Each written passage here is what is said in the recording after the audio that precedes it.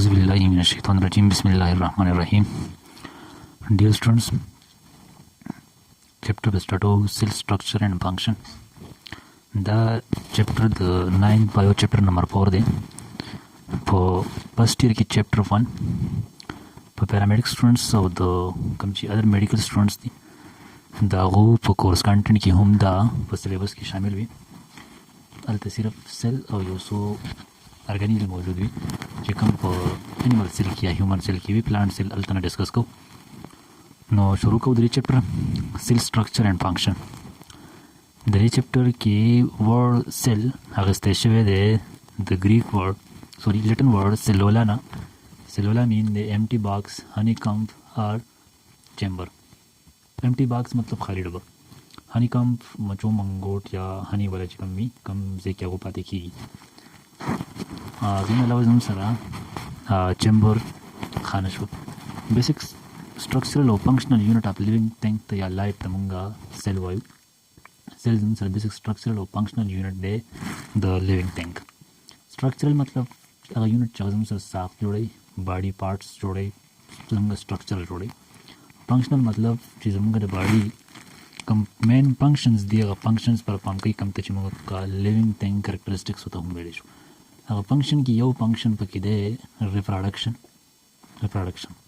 बल फंक्शन पर दी किदे रेस्पिरेशन नो रिप्रोडक्शन शो रेस्पिरेशन शो ग्रोथ डेवलपमेंट शो एटसेट्रा द ऑल फंक्शंस द सेल परफॉर्म कई discovery cell first time discover करे और रॉबर्ट हुक 1665 की द रॉबर्ट हुक को English microscopist Robert Hooke was an English microscopist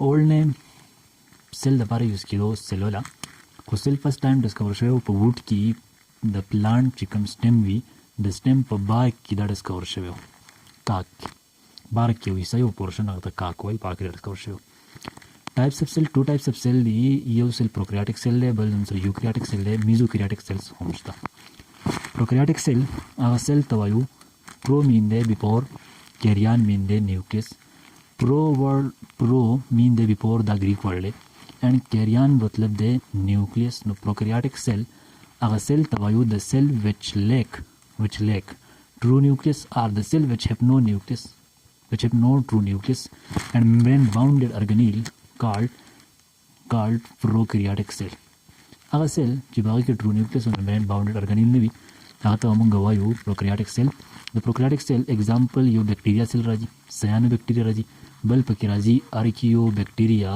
archaea हम यो टाइप ऑफ बैक्टीरिया रा बैक्टीरिया पर यो डोमेन के राजी नो द थ्री आंसर द एग्जांपल टू द prokaryotic cell eukaryotic cell word eukaryotic cell की यू मीन दे true and carrion mean the nucleus word you mean the true and carrion mean the nucleus eukaryotic cell की दादवान word हम अगस्तेशवी दी the Greek words ना you mean the true carrion mean the nucleus karyokinesis related word ना किसंग ची karyokinesis मुंगा वायु cell division ताल तम carrion mean nucleus उसको रही अगर the cell which have चिपाकी की भी true nucleus और membrane bounded organelle this cell चिपाकी की सही न्यूक्लियस और मेम्ब्रेन बाउंडेड ऑर्गेनेल जैसे ऑर्गेनेल मौजूद जाकर निकल चक्कर मेम्ब्रेन ता हुई अगर तो मुंगा यूकैरियोटिक सेल हुआ यूकैरियोटिक सेल की एनिमल सेल राजी plant cell fungi cell and protista cell पहला रॉबर्ट विटाकर क्लासिफिकेशन का पायो किंगडम क्लासिफिकेशन रॉबर्ट विटाकर नो अगर ऑर्गेनिज्म प्लेस करी ऊपर पाइप किंगडम्स की पाइप किंगडम्स की सिर्फ किंगडम मुनेरा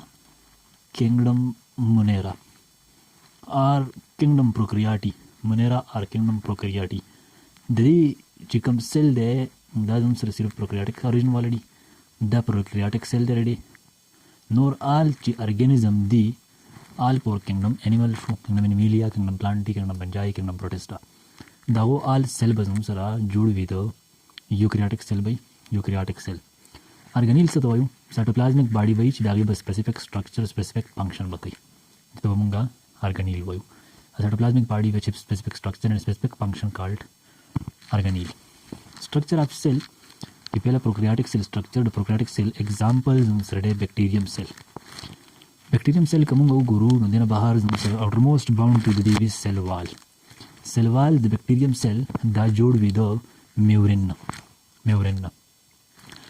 بل نوم سره د بکټیریل سیل وال نه لاندې چې کوم لیر موجود وي سیکنډ لیر هغه ته موږ وایو سیل ممبرین.